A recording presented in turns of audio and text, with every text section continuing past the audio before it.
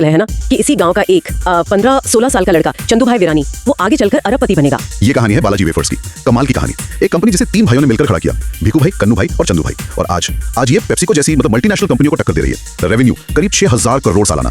सोचिए, 70 का दशक, शुरुआती साल, गुजरात का एक छोटा सा गाँव धुंधोराजी, मुश्किल से 1,500-2 हजार लोग। वहीं एक किसान परिवार, वीरानी परिवार, ज्यादातर किसानों की तरह ही गरीब। हालत ऐसी कि साइकिल तक नहीं थी, पैदल ही आना जाना, बिजली भी नहीं, और फिर एक साल तो बारिश ही नहीं हुई। फसलें सब सूख गईं, अकाल पड़ गया।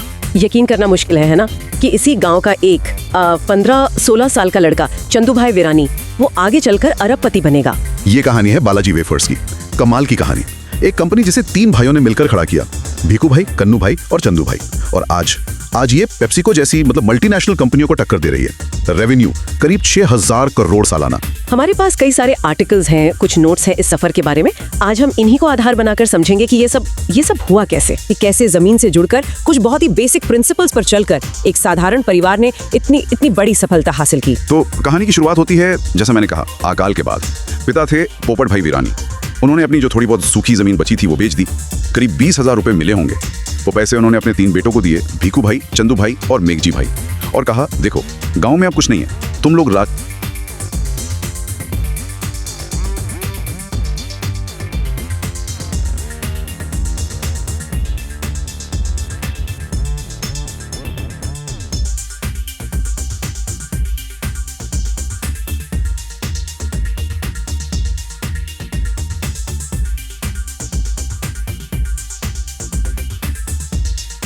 जाओ, अपना रास्ता खुद बनाओ। सबसे छोटे भाई कन्नू भाई वो गांव में ही रुके, माँ बाप और 2 बहनों के साथ। हाँ, ये पिता का बहुत बड़ा कदम था और बेटों पर एक भारी जिम्मेदारी भी आ गई। उनको लगा कि पिता ने सब कुछ दांव पर लगा दिया है, हम पर भरोसा किया है, इसे बेकार नहीं जाने देना। बिल्कुल। अब किसान परिवार से थे तो पहला ख्याल तो खेती से जुड़ा ही आया कि चलो फार्म इक्विपमेंट और फर्टिलाइजर्स का बिजनेस करते हैं। लेकिन अनुभव तो था नहीं। कोई ट्रेडर मिला, उसने नकली माल दे दिया, धोखा हो गया। 2 ही साल में बिजनेस बंद, सारे पैसे डूब गए। एक सपना था डेयरी खोलने का, वो भी टूट गया। चंदू भाई तो सिर्फ 10वीं पास थे, है ना? हाँ, सिर्फ 10वीं। बहुत हाथ पैर मारे, फिर जाकर राजकोट में एस्ट्रॉन सिनेमा है, वहाँ कैंटीन बॉय की नौकरी मिली। काम था लोगों को खाना वगैरह सर्व करना। सैलरी सिर्फ 90 रुपए महीना। सिर्फ 90 रुपए? जी। और यही शायद उन्हें जिंदगी का पहला और सबसे जरूरी सबक मिला, जिसे वो कहते हैं कर्म ही धर्म है। मतलब जो भी काम मिले, छोटा हो या बड़ा, उसे पूरी ईमानदारी से करो।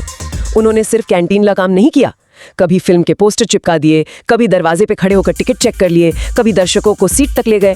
मालिक से कभी एक्स्ट्रा पैसे नहीं मांगे, बल्कि रात को शो खत्म होने के बाद सिनेमा हॉल की जो सीटें फट जाती थी उनकी मरम्मत भी कर देते थे। ये कमाल की बात है। अक्सर लोग छोटे कामों को अहम नहीं समझते, लेकिन यहीं से आपकी लगन, आपकी मेहनत दिखती है। और इसका नतीजा भी मिला। कैंटीन के मालिक थे गोविंद खुंत। वो इतने प्रभावित हुए कि 1976 में उन्होंने कहा कि ये कैंटीन घाटे में चल रही है, तुम भाई लोग इसे संभालो। 1000 रुपए महीने पर कॉन्ट्रैक्ट दे दिया। ये उनके बिजनेस सफर का कह सकते हैं पहला बड़ा वास्तविक कदम था। हाँ, और ये सिर्फ उनकी मेहनत और ईमानदारी की वजह से हुआ। कहते हैं उस वक्त एस्ट्रॉन सिनेमा में अमिताभ बच्चन की कभी कभी चल रही थी। अच्छा। खैर, कैंटीन चलने लगी, लेकिन अब एक नई दिक्कत। कैंटीन में वेफर्स पोटैटो चिप्स, उनकी डिमांड बहुत थी, पर जो सप्लायर था वो भरोसेमंद नहीं था। कभी माल कम भेजता, कभी लेट, कभी क्वालिटी एकदम खराब। एक बदला, दूसरा लाया, तीसरा लाया, 3 सप्लायर बदले, पर प्रॉब्लम वही की वही। ये तो आम समस्या है बिजनेस में। बिल्कुल। तो यहाँ उन्होंने अपनी दूसरी सीख अपनाई। चिंता नहीं, चिंतन करना है। मतलब प्रॉब्लम आई है तो घबराओ मत, ठंडे दिमाग से सोचो हल क्या है। और उन्होंने इस सप्लाई प्रॉब्लम में एक मौका देखा। सोचा कि क्यों ना वेफर्स खुद ही बनाने लगे। और यही तो है एंटरप्रेन्योरशिप। सप्लाई चेन में एक गैप देखा और सोचा कि चलो इसे हम खुद भरते हैं। ये एक सोचा समझा कदम भी था, क्योंकि तब तक उनका परिवार भी राजकोट आ गया था। वो घर के बने मसाला सैंडविच कैंटीन में सप्लाई कर रहे थे। वो काफी चलते भी थे। हाँ, सुना है काफी पॉपुलर थे।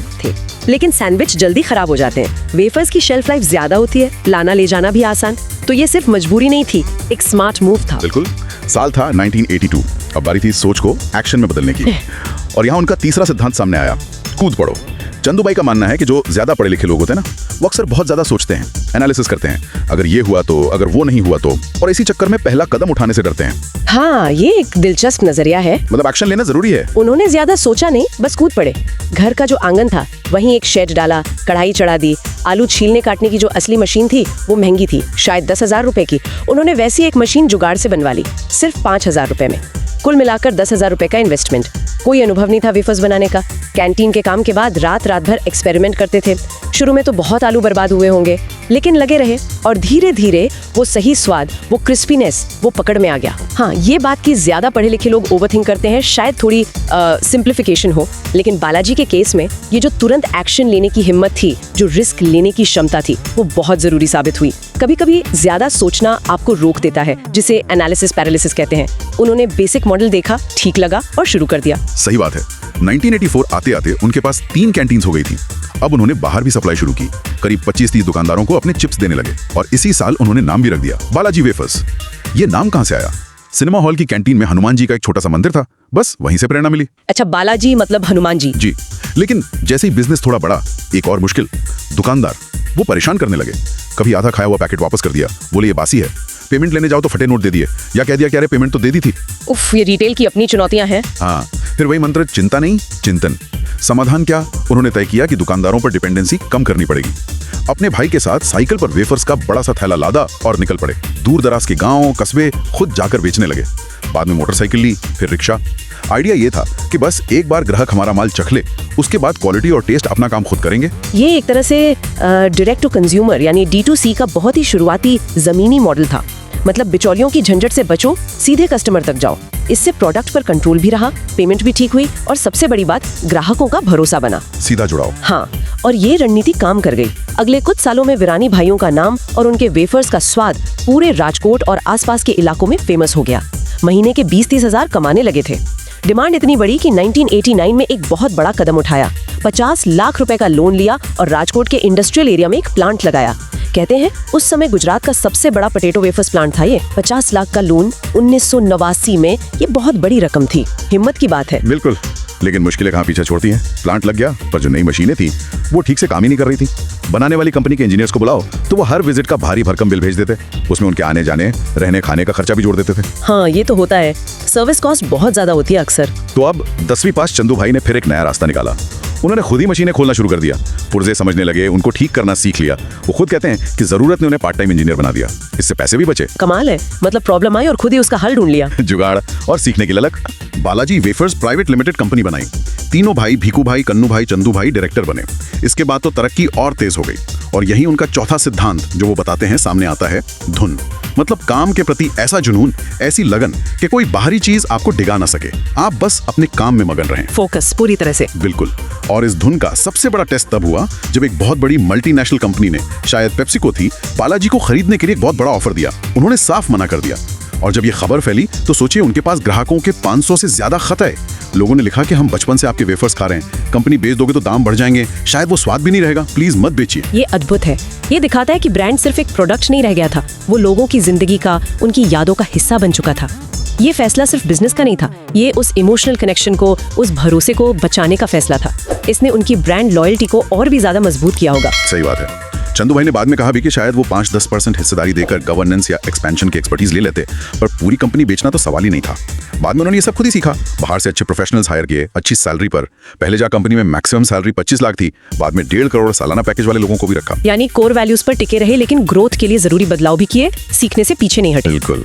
उनकी सफलता का आलम यह था कि 2009 में इकोनॉमिक टाइम्स ने लिखा कि लेज और हल्दीराम्स जैसी बड़ी कंपनियां भी बालाजी से सीखने आ रही हैं। खासतौर पर उनकी जो ऑपरेशनल एफिशिएंसी थी, जो सादगी थी, उससे सब हैरान थे। किसी ने पूछा कि आपकी सफलता का राज क्या है? चंदू भाई का जवाब था सिर्फ एक शब्द, सैटिस्फैक्शन, संतुष्टि।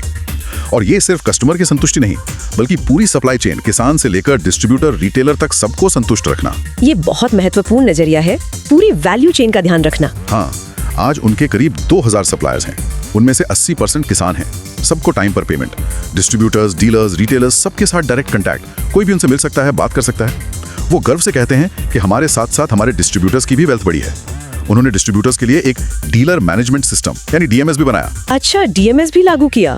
इससे तो पूरी ट्रांसपेरेंसी आ गई होगी। हिसाब किताब, पेमेंट, स्टॉक सब मैनेज करना आसान हो गया होगा। ये नेटवर्क को मजबूत करने का एक बहुत अच्छा तरीका है। विश्वास बढ़ता है इससे। बिल्कुल।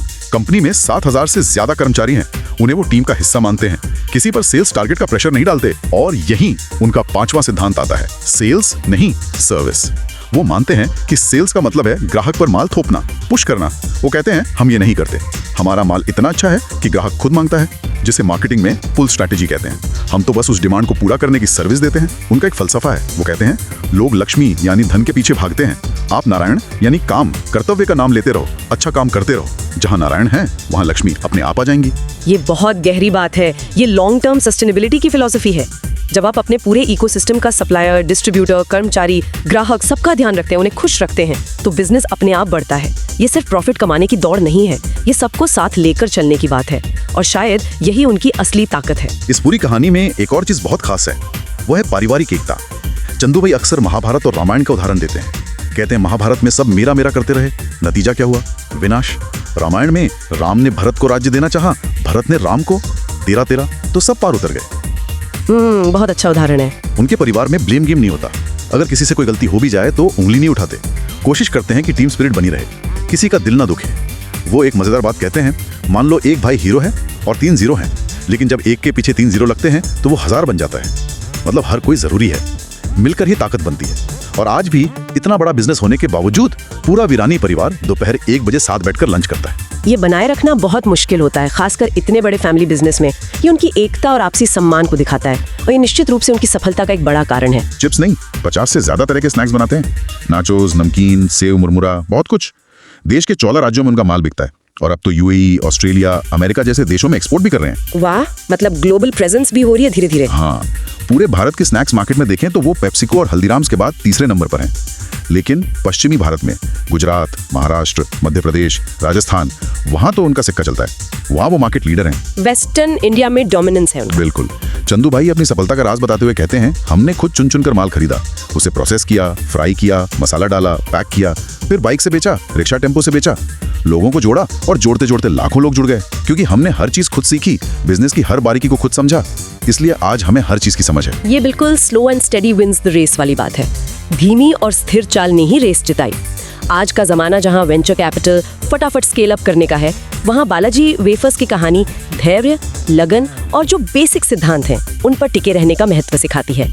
उन्होंने जल्दबाजी नहीं की, मजबूती पर ध्यान दिया। तो गुजरात के एक छोटे से गांव के किसान परिवार से शुरू हुआ ये सफर आज 6000 करोड़ के सालाना रेवेन्यू तक पहुंच गया है। चंदू भाई वीरानी और बालाजी वेफर्स की कहानी हमें साफ साफ सिखाती है, अपने काम को पूजा समझो, कर्म ही धर्म, मुश्किलों में घबराओ नहीं, हल ढूंढो, चिंता नहीं चिंतन, सही लगे तो हिम्मत करके शुरू करो, कूद पड़ो, अपने काम में पूरी तरह डूब जाओ, धुन, और बेचने से ज्यादा सेवा करने और रिश्ते बनाने पर फोकस करो, सेल्स नहीं सर्विस। बिल्कुल, ये कहानी एक जीता जागता सबूत है कि ईमानदारी, कड़ी मेहनत और अपने लोगों, अपने नेटवर्क के प्रति जिम्मेदारी निभाकर भी बिजनेस में बहुत ऊंची सफलता हासिल की जा सकती है, बिना किसी शॉर्टकट के। आज के लिए एक विचार छोड़ जाते हैं।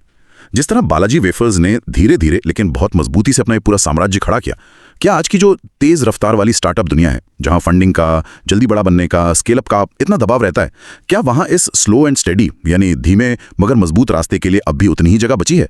या आज के टाइम में सफलता पाने के लिए रफ्तार ही सब कुछ है? सोचिएगा जरूर इस पर।